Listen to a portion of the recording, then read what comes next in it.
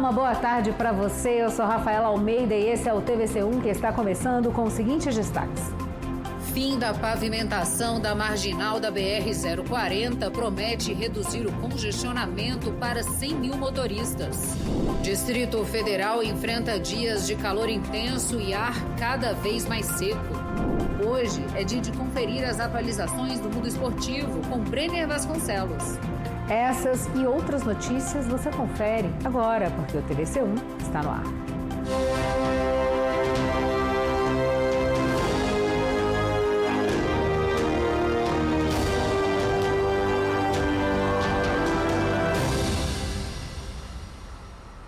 Considerado Patrimônio Nacional do Brasil, o Cerrado é um imenso bioma que abriga uma diversidade única e é essencial para o equilíbrio do país. Hoje, data em que celebramos o Dia Nacional do Cerrado, ele ganha destaque em meio a diversas preocupações.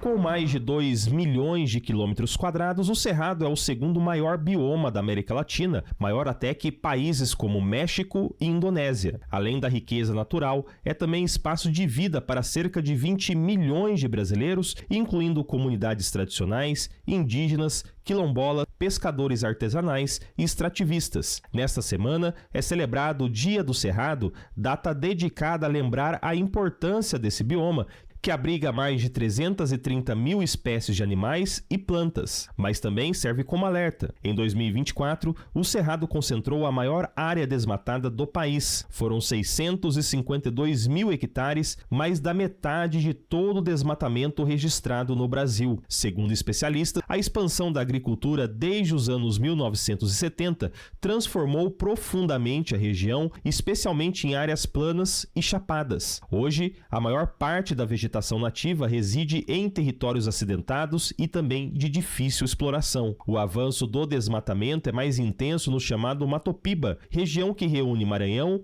Tocantins, Piauí e Bahia. Só esses 4 estados responderam por 75% da destruição do Cerrado no ano passado. O Maranhão liderou pelo segundo ano seguido, com mais de 200 mil hectares desmatados. Outro desafio está na emissão de gases de efeito estufa. Pesquisas apontam que o bioma concentra grandes estoques de carbono, mas quase metade dessas áreas está vulnerável à perda de vegetação. Caso haja manejo adequado, a pecuária poderia ocupar até 40% menos de terras em 2030, mantendo a produção. Além do desmatamento, o Cerrado enfrenta o fogo. Em 2024, o bioma teve mais de 53 mil focos de incêndio, o dobro do ano anterior. Este ano, já são mais de 28 mil registros em meio à estiagem e o aumento da temperatura média. Especialistas defendem que, para conter o avanço das chamas, é necessário ir além do combate emergencial.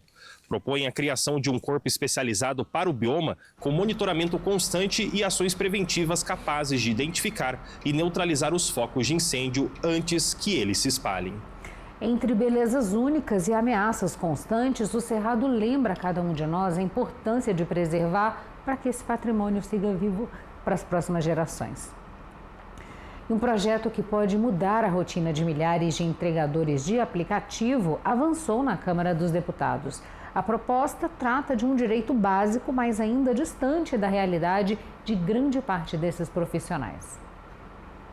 A Câmara dos Deputados aprovou por 300 votos favoráveis e 99 contrários a urgência para a apreciação do projeto de lei que assegura o direito à alimentação aos entregadores de aplicativos. Pela proposta, as empresas de aplicativos ficam obrigadas a conceder aos entregadores um vale-refeição de pelo menos R$20 a cada 4 horas ininterruptas ou 6 horas intercaladas de trabalho. Com a aprovação da urgência, a proposta pode ser votada diretamente no plenário, sem passar pelas comissões da Casa. Caso seja aprovado, o projeto vai ser aplicado ao entregador cadastrado há pelo menos um mês no respectivo aplicativo. Dados do estudo Entregas da Fome da ONG Ação da Cidadania, de agosto de 2024, apontam que 3 a cada 10 entregadores vivem em situação de insegurança alimentar. O levantamento revelou ainda que a maioria dos entregadores trabalha todos os dias da semana e em jornadas superiores a 9 horas. O estudo evidencia um cenário de precariedade do trabalho de entregas por aplicativo.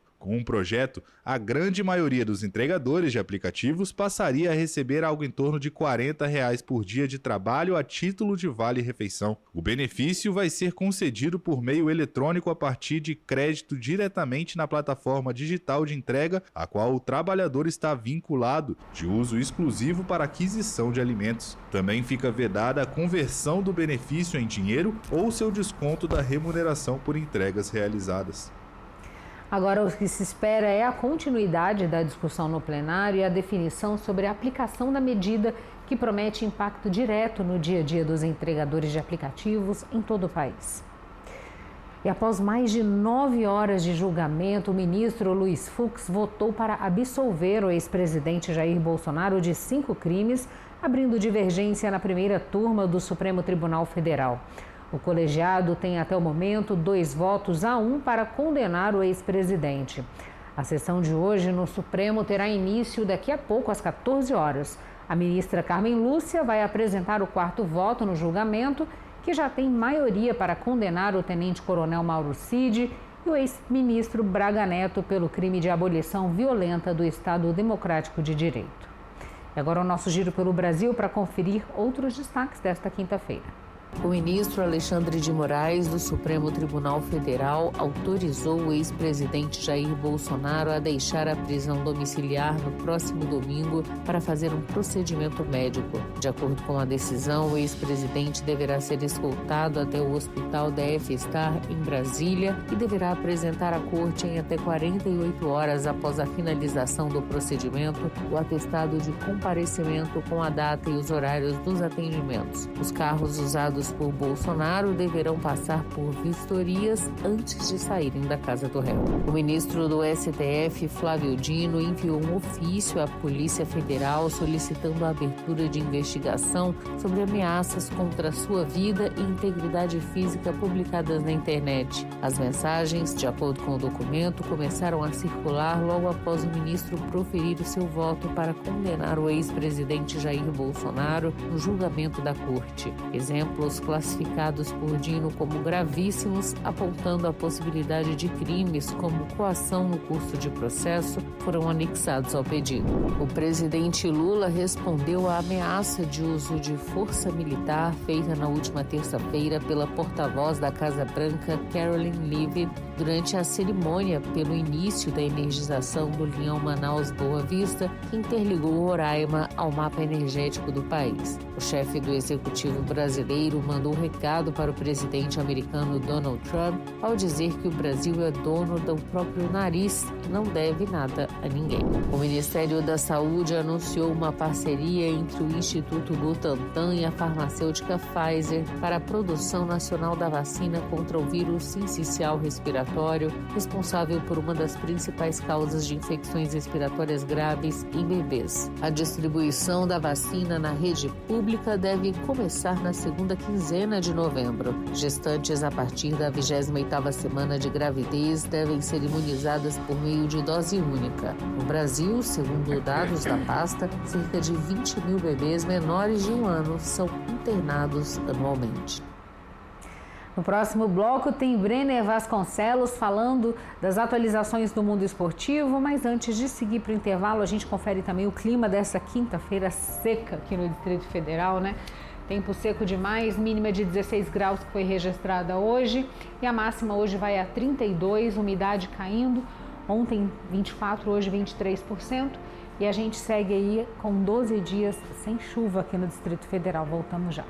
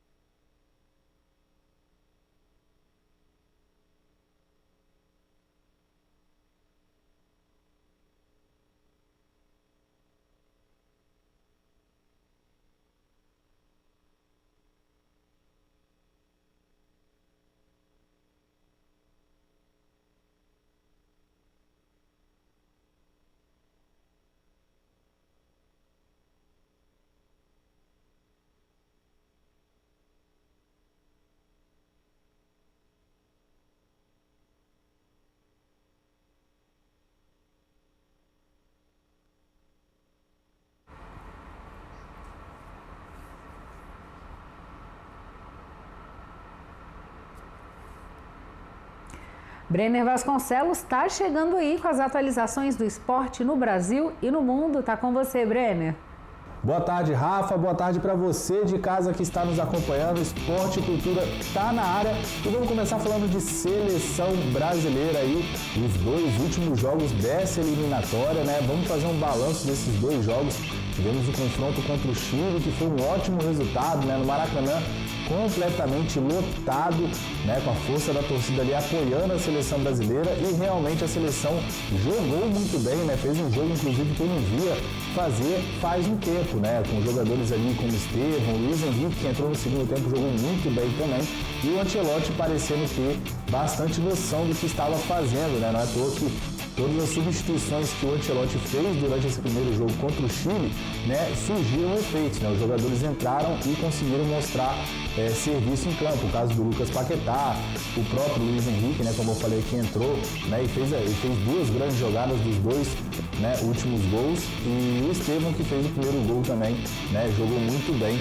E já nessa segunda partida contra a Bolívia, né, lá na altitude, em El Alto, né, foi uma altitude que normalmente na Bolívia a gente joga normalmente na altitude de 3.000 metros, eles decidiram colocar esse jogo, né, para El Alto, que é uma altitude de 4.000 metros, e realmente para um jogador, né, é um nível ali muito grande, realmente, de suportar fisicamente essa altitude que para eles bolivianos já estão acostumados, né? Então foi uma estratégia que funcionou muito bem, que a Bolívia precisava realmente, né, dessa classificação, né, histórica. A última vez que a Bolívia foi para uma Copa do Mundo é através, né, das eliminatórias, foi na Copa de 94, né? Então realmente é uma classificação histórica, claro, que foi para a repescagem. Então a Bolívia ainda vai aí para um pequeno play-off antes da Copa do Mundo, que também não é tão fácil, né? Antigamente o play-off era decidido ali com 2 joguinhos, agora o play-off, né, ele acontece em um pequeno torneio ali com várias outras seleções, portanto é mais um desafio para a Bolívia, mais um desafio menor do que era classificar para a Copa nessas eliminatórias, e a Bolívia conseguiu, foi festa da torcida. Foi bacana de ver, né? Mesmo a gente sendo torcedor, né, da seleção brasileira, sendo brasileiro, a gente ficou ali, né, em certas partes do jogo, né, eu torcendo muito para a seleção, e em certas partes do jogo eu me peguei ali, né, envolvido realmente nessa emoção boliviana, ali os gandulas jogando bola dentro do campo, querendo que o jogo acabasse o mais rápido possível, né? É um resultado histórico, uma classificação histórica em cima da maior seleção do mundo, que é a seleção brasileira, né? Alguns jogadores ali, como o Miguelito, que fez o gol de pênalti, né, jogou muito bem, e a seleção da Bolívia conseguiu de fato, né, com esse pênalti o gol, e também depois conseguiu segurar muito bem o jogo. O Brasil chegou algumas vezes no ataque, mas não conseguiu efetuar, né, nenhum ataque desse com perigo, né, que chegasse ali realmente a balançar as redes, a conseguir um empate, ou quem sabe, né, quem soubesse ali realmente a virada durante a partida, mas de fato a seleção brasileira jogou muito abaixo do último jogo contra o Chile, por exemplo, né? E graças à altitude, claro, como eu disse aqui, faz um grande efeito realmente negativo nos jogadores, ainda mais os jogadores que atuam na Europa, que não estão muito acostumados, né, com esse tipo de altitude. Realmente você viu ali os jogadores muito cansados, né? O Bruno Guimarães, né, que ficou o jogo todo praticamente, né, colocando a mão no joelho, muito cansado, né? O Estevão também entrou, e já assim que entrou no segundo tempo, né, sentiu bastante. Eu acho que o Luiz Henrique deveria ser testado em outras situações também, porque eu gostei muito dele no primeiro jogo. E nesse segundo confronto contra a Bolívia, o Luiz Henrique de fato mostrou, né, realmente ali um cansaço maior, né? Tentou realmente algumas jogadas, mas eu vi um Luiz Henrique um pouco mais abaixo, né? Talvez também, eu acho que na verdade com o primeiro jogo, talvez o Ancelotti, né, ele use realmente o Luiz Henrique, né, como essa substituição surpresa. Depois do jogo contra o Chile, o Luiz Henrique, que colocou o jogo do Chile, né, no bolso, entrou muito bem. O Ancelotti, ele de fato, depois do jogo, né, na coletiva pós-jogo, ele citou, né, que o Luiz Henrique pode ser esse jogador que vem no segundo tempo, e com os jogadores da seleção adversária cansados, ele pode fazer realmente um estrago muito grande. Foi isso que a gente viu. E de fato, eu acho que particularmente colocaria o Estevão para ser o titular da seleção, porque eu acho que é um jogador mais completo do que o Luiz Henrique, né? Em questão de passe, de criatividade. O Luiz Henrique é um jogador mais incisivo, de drible, velocidade. Então eu acho que eu começaria realmente com o Estevão. Eu acho que na cabeça do Ancelotti o Estevão vai ser um titular, né? E ele vem demonstrando isso nos últimos jogos. Deu a oportunidade para o Luiz Henrique nesse jogo contra a Bolívia, que foi muito complicado, então o Luiz Henrique acabou sentindo realmente demais, assim como outros jogadores. O Paquetá também teve a oportunidade de começar como titular, né, e acabou sentindo bastante também. Eu acho que o Paquetá fez um bom jogo até, mas também sentiu muito, né? O Fabrício Bruno, eu achei que poderia ter aproveitado melhor essa oportunidade, teve alguns erros, né, ali na parte defensiva, né? Eu acho que o Fabrício Bruno poderia ter aproveitado melhor, porque vive uma grande fase. Ele até falou depois, né, as famosas entrevistas polêmicas do Fabrício Bruno, né, que ele se exalta realmente, e ele se exaltou também depois do jogo, dizendo que quase não sentiu a altitude, que o físico dele é privilegiado, mas de fato eu não acho que foi uma boa partida do Fabrício Bruno. Fisicamente, né, de repente ele realmente não sentiu a altitude tanto quanto os outros jogadores, mas tecnicamente ele não foi tão bem, perdeu algumas bolas, alguns domínios importantes que poderiam causar inclusive ataques perigosos da seleção boliviana, que não tem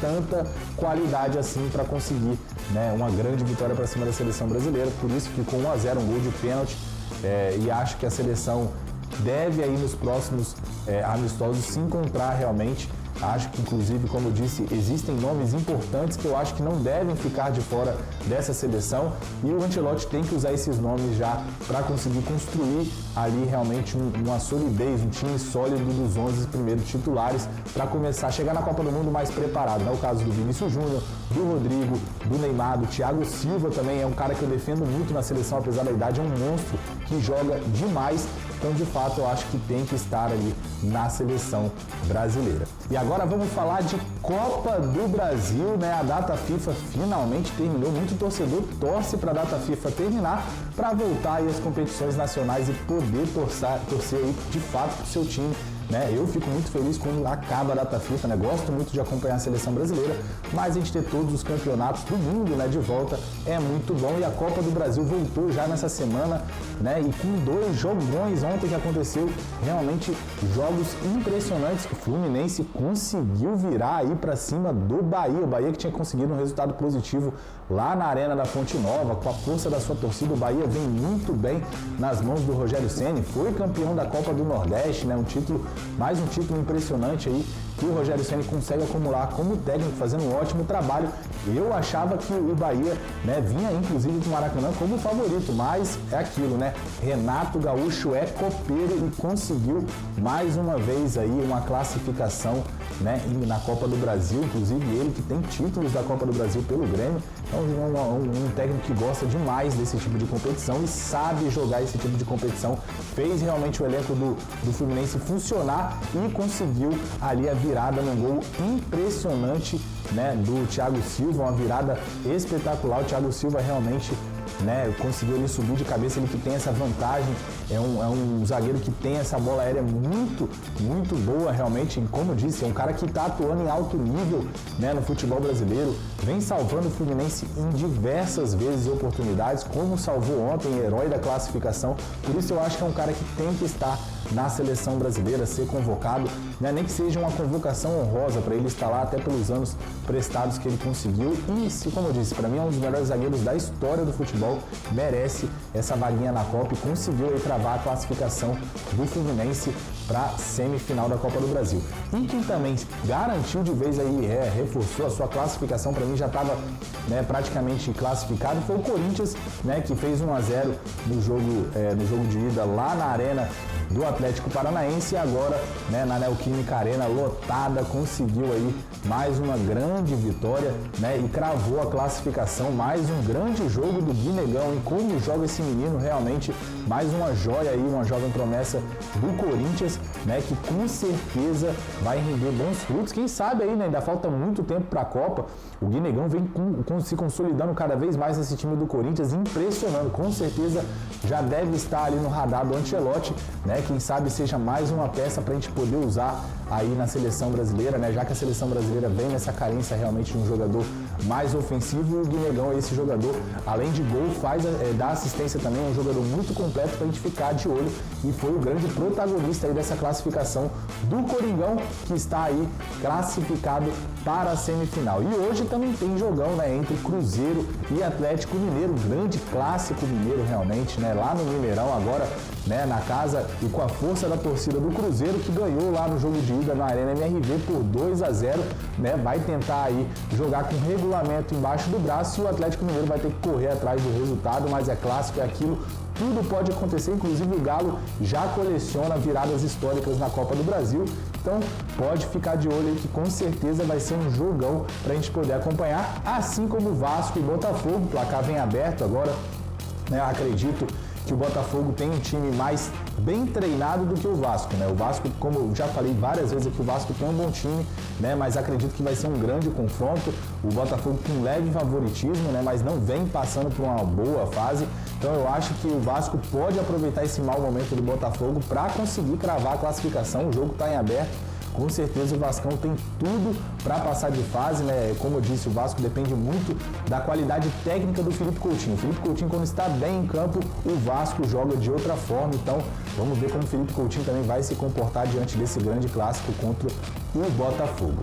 E a gente fica por aqui, né? O Esporte volta aí na próxima segunda-feira com muito mais atualizações e informações para você da Copa do Brasil e da próxima rodada do Brasileirão no final de semana. Mas antes eu quero deixar aquela perguntinha para nossa apresentadora Rafaela Almeida. Rafaela, o último Brasil e Bolívia com o Neymar em campo foi 5-1, goleada, com o Neymar fazendo 2 gols, dando assistência. Você acha que o Neymar fez falta nesse jogo? Eu particularmente acho que sim e defendo a volta do craque para a seleção brasileira. E você, Rafa? Até a próxima segunda-feira, vejo vocês lá. Se acho, viu? Com certeza a presença dele impõe bastante, a gente sabe disso. E claro, né, não só sendo fã, como a nossa supervisora de jornalismo também, que acha ele lindo. Então seria uma presença para os grandes fãs do Neymar aí. Bom, gente, no próximo bloco, finalizada a pavimentação da marginal da BR-040, que promete reduzir o congestionamento para 100 mil motoristas. Mas antes de seguir para o intervalo, claro que a gente dá uma olhada lá fora no trânsito desta quinta-feira e na tela aí a via estrutural. E nós voltamos já.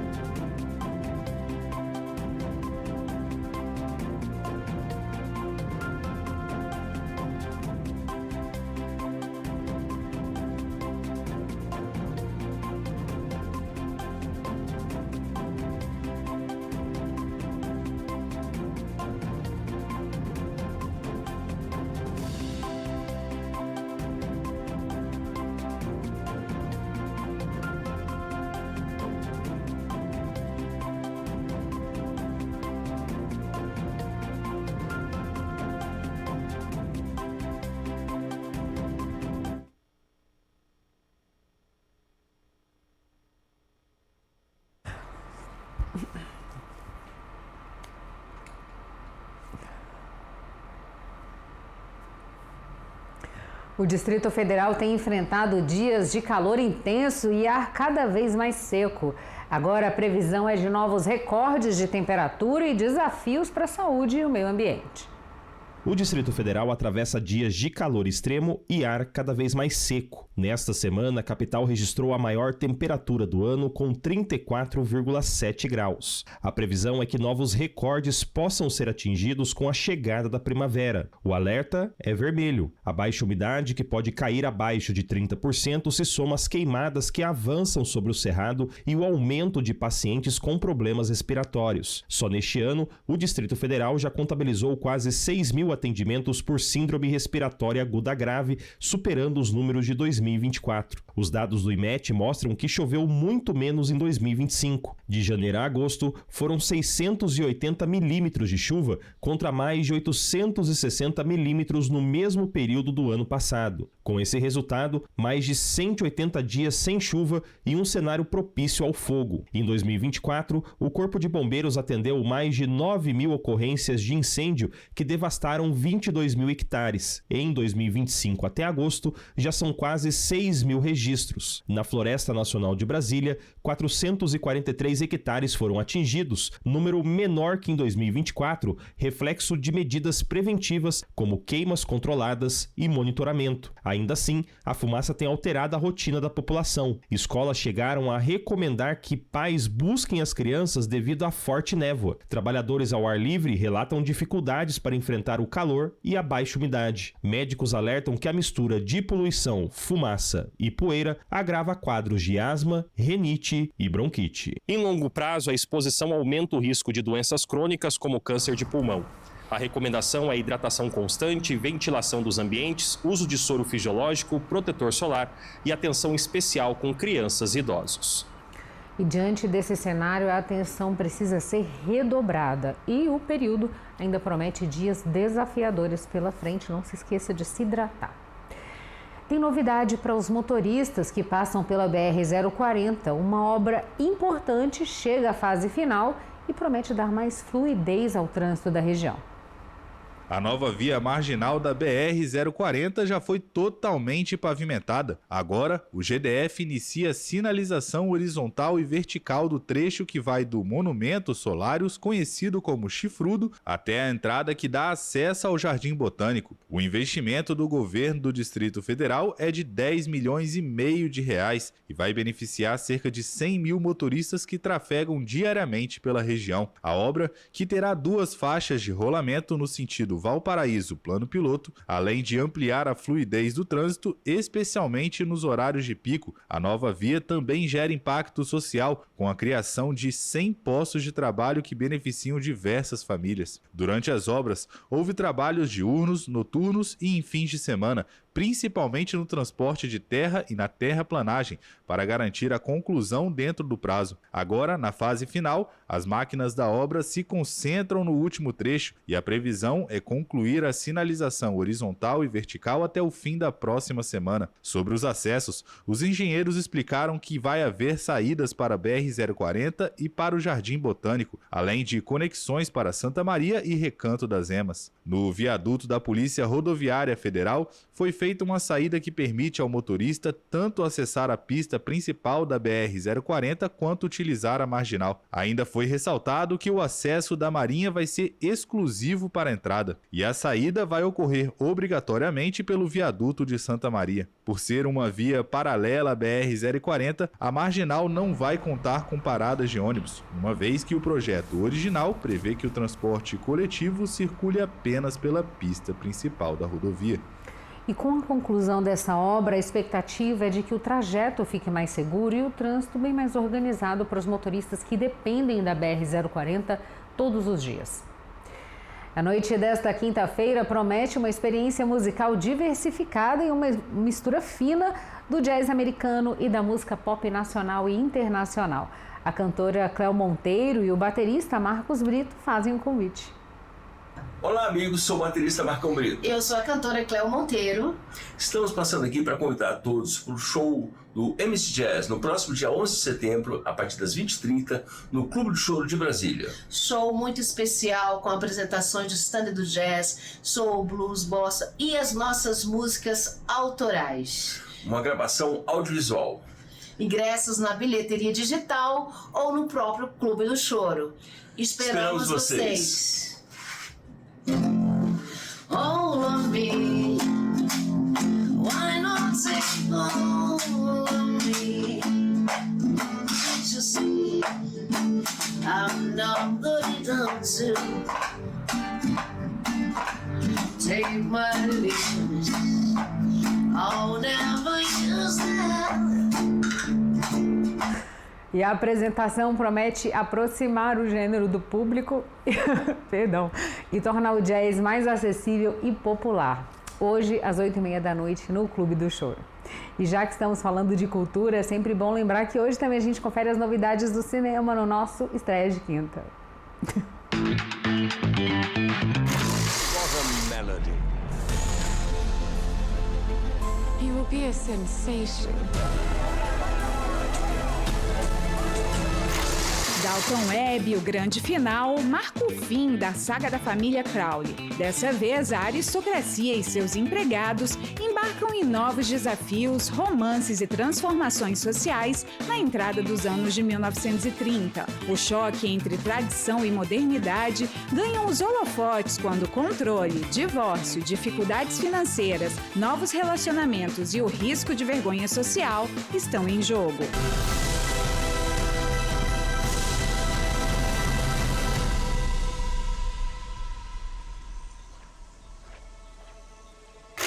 Em Sonhar com Leões, uma imigrante brasileira enxerga o fim da linha graças a um diagnóstico de câncer que lhe dá apenas mais um ano de vida. Conformada com a doença, ela sonha agora em morrer com dignidade e sem dor. Após 4 tentativas de suicídio fracassadas, ela embarca em uma jornada de palestras e aulas ao lado de um tímido jovem sem perspectiva. Juntos, eles vão tentar tomar o controle da sua própria situação. Vocês estão mesmo a morrer, certo?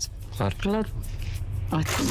A Sogra Perfeita 2 chega às telonas para mostrar que, após conhecer o poder da liberdade, fica mais difícil aceitar um pedido inesperado de casamento. No entanto, o surgimento de uma sogra portuguesa com malas prontas para o casório desperta a curiosidade da vizinhança. Será que o casório vai realmente acontecer? Neide vai precisar resolver a situação sozinha enquanto dá continuidade à sua renomada carreira de cabeleireira. Neide, nessa terra, que me impeça de trazer o penta pra cá. A Neide nunca mais vai tocar numa tesoura dourada. Na verdade, eu sou sua nova assistente. Qual é o seu nome mesmo? É Melanie. Ah, o quê? É Melanie. O Estreias de Quinta fica por aqui. Vá ao cinema e não esqueça a pipoca. Na próxima quinta-feira tem mais novidades do universo da 7ª Arte. E agora a gente confere outros destaques aqui da capital federal nesta quinta-feira. George Washington de Oliveira Souza, condenado por planejar um atentado à bomba no Aeroporto Internacional de Brasília em 2022, foi preso pela Polícia Civil no Guará e enviado à primeira delegacia de polícia. Condenado a